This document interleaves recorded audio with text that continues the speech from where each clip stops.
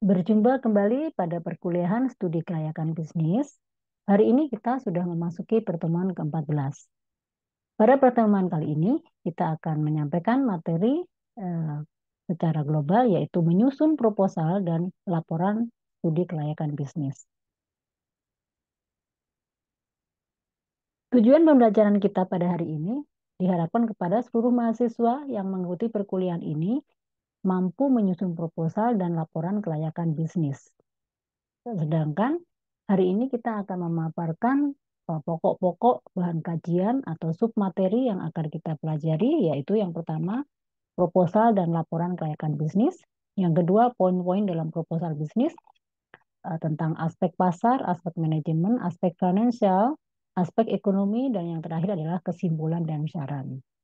Pada kesempatan ini, kita akan belajar bagaimana menyusun sebuah proposal dan laporan kelayakan bisnis yang akan diajukan untuk pengembangan bisnis untuk mendapatkan investasi atau mencari investor atau menguji kelayakan apakah bisnis yang akan kita bangun atau bisnis yang akan dikembangkan itu layak atau tidak untuk diteruskan atau dijalankan. Nah, ini menjadi penting karena inilah dasar dalam melakukan bisnis yang baik, praktek yang baik itu adalah harus memenuhi kelayakan, baik itu secara keuangan, secara lingkungan, atau secara kesiapan perusahaan harus membutuhkan, harus benar-benar layak bisnis ini bisa berkembang atau bisa dijalankan. Baik, kita masuk kepada poin yang pertama atau sub yang pertama, yaitu tentang proposal dan laporan kelayakan bisnis. Di dalam menyusun proposal dan laporan kelayakan bisnis itu hal yang perlu diperhatikan, yang jelas proposal harus tertulis jelas sesuai dengan sub-sub yang akan disampaikan. Kenapa hal ini penting? Karena akan dipaparkan secara gamblang kepada pihak ketiga atau kepada pihak-pihak yang terkait yang akan mensupport atau yang mendukung perkembangan sebuah bisnis. Nah, karena ini tidak bisa disampaikan secara abstrak, harus detail, based on data, dan juga berdasarkan kajian-kajian serta kelayakan-kelayakan dari beberapa aspek. Itu yang pertama. Yang kedua, bahwa proposal itu harus dibuat meyakinkan, karena ini ada beberapa pihak yang terkait, salah satunya adalah investor, pemrakarsa juga, atau pemerintahan. Nah, ini harus meyakinkan bahwa bisnis yang akan dibangun atau bisnis yang dijalankan atau yang melakukan ekspansi itu benar-benar memang tidak melanggar beberapa aturan yang memang harus dipatuhi. Salah satunya adalah lingkungan hidup, perizinan, aspek hukum dan sebagainya itu harus betul-betul lengkap dan harus bisa diyakinkan kepada pihak-pihak yang terkait.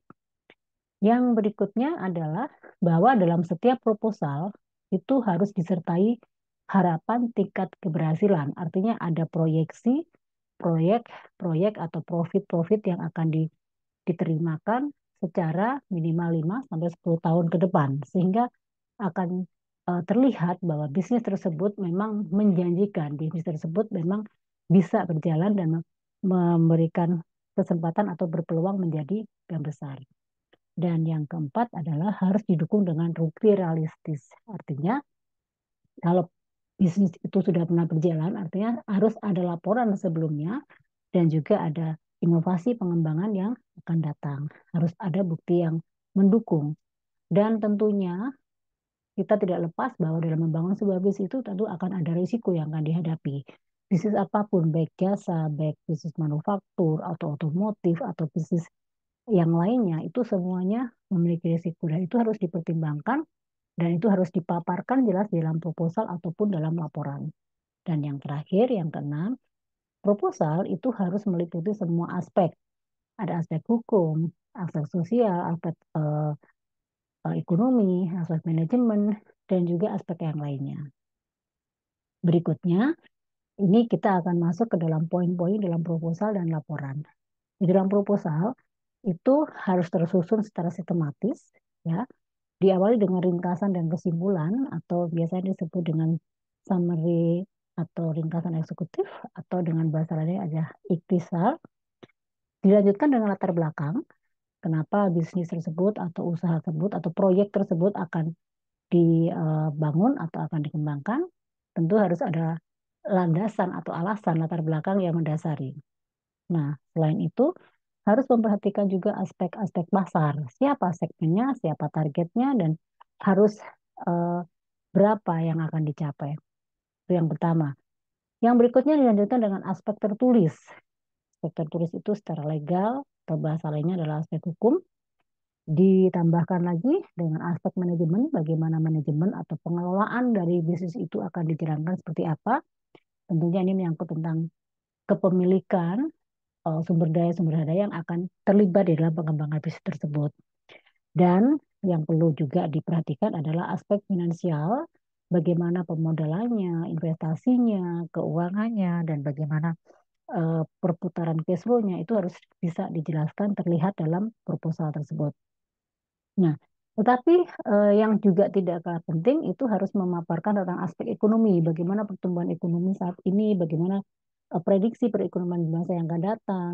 Nah, itu harus dijelaskan sehingga nanti pihak ketiga atau setiap pihak yang akan bekerja sama dengan pebisnis atau pengusaha tentu akan paham bagaimana bisnis ini bisa dilanjutkan atau dijalankan.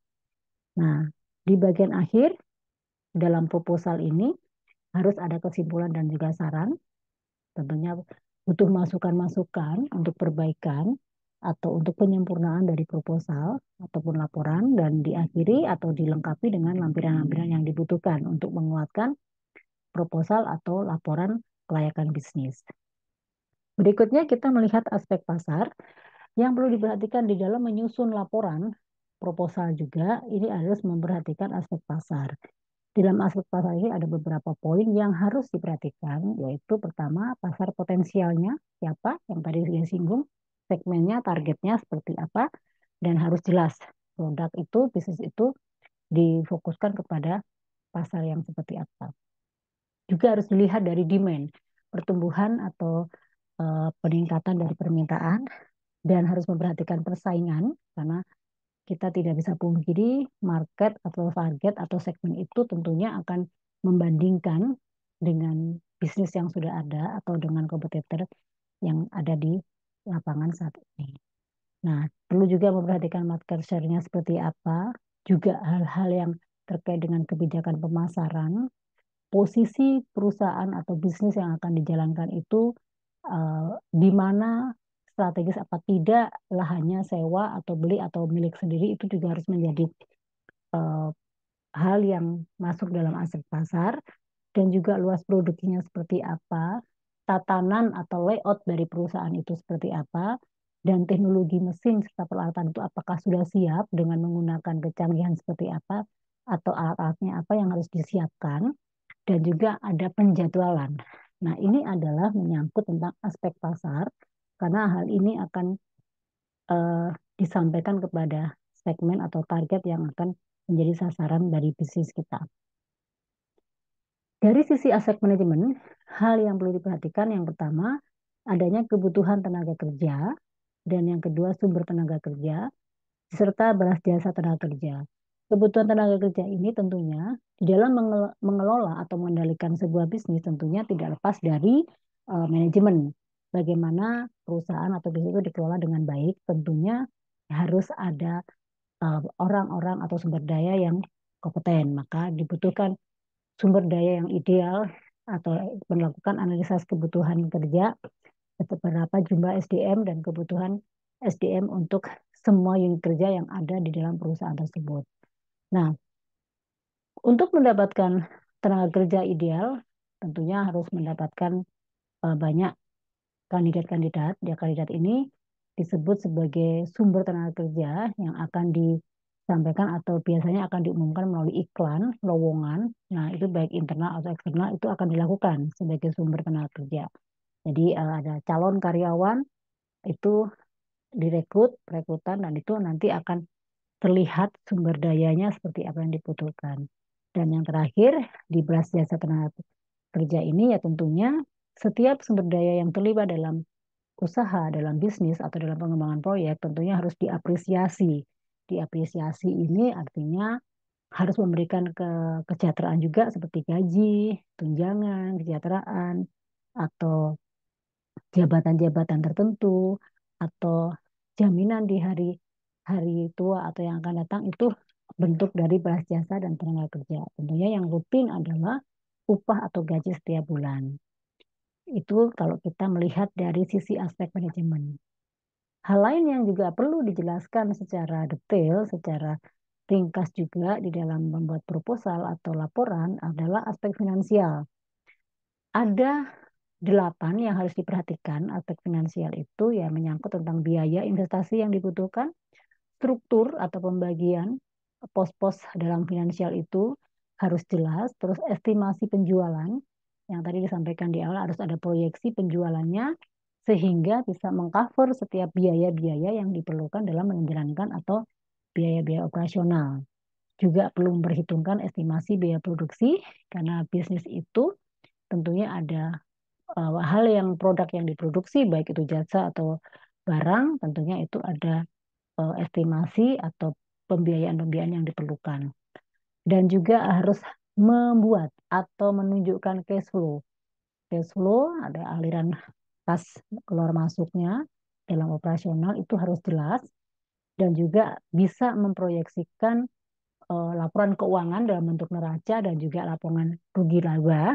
Nah, tentunya ini menyangkut eh, perkembangan, menyangkut kondisi keuangan atau bagaimana apa namanya bagaimana sebuah bisnis itu bisa mendapatkan omset dan juga profit nantinya dan harus sudah dilakukan proyeksi neraca dan laporan rugi laba.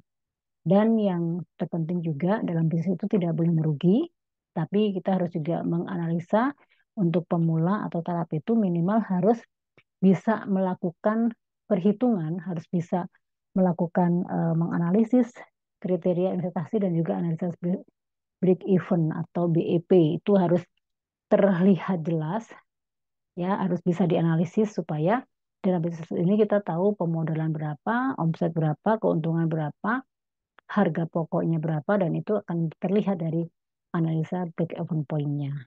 Dan yang terakhir adalah tentang debt service coverage dan ini menjadi hal-hal yang perlu dipaparkan dalam penyusunan proposal dan juga laporan kelayakan bisnis.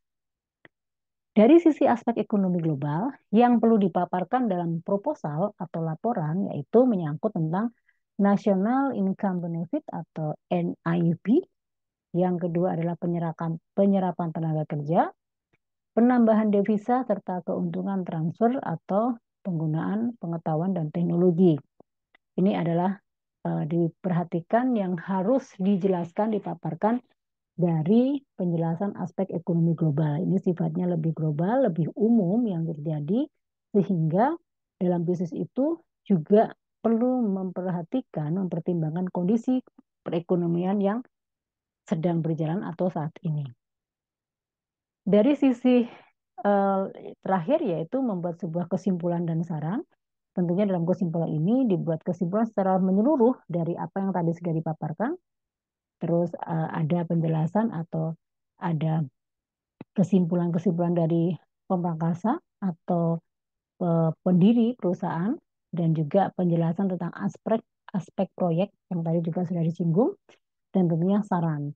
Saran ini adalah untuk penyempurnaan, untuk kelengkapan dokumen-dokumen yang harus dilengkapi dan dilampirkan. Nah, demikianlah materi kita pada hari ini. Tentunya jika ingin ada pertanyaan silakan mengisi atau menjawab pertanyaan atau menyampaikan pertanyaan di e-kampus atau di WA Group. Dan selanjutnya kita masuk kepada tugas mandiri. Tugas ini adalah tugas untuk UAS karena ini sifatnya bentuknya makalah atau paper, maka setiap mahasiswa harus membuat laporan kelayakan bisnis berdasarkan atau dari artikel jurnal studi kelayakan terkini minimal 5 tahun terakhir. Dan topik yang dipilih tentunya setiap mahasiswa harus berbeda dan harus berbeda salah satunya dari segi perusahaannya, bisa manufaktur, otomotif, jasa, perhotelan, rumah sakit, dan lainnya. Nah, tugas ini sudah disiapkan template dalam bentuk Word sehingga semuanya standar dan laporannya sesuai dengan ketentuan-ketentuan dan tidak boleh menyimpang atau melanggar dari ketentuan yang ada. Nah, tugas akan dikumpulkan pada saat UAS sesuai dengan jadwal yang kita tentukan di e-kampus. Demikianlah perkuliahan kita pada hari ini. Semoga bermanfaat dan kita tunggu hasil papernya sesuai dengan jadwal yang sudah ditetapkan. Terima kasih atas perhatiannya. Sampai ketemu di pertemuan yang selanjutnya.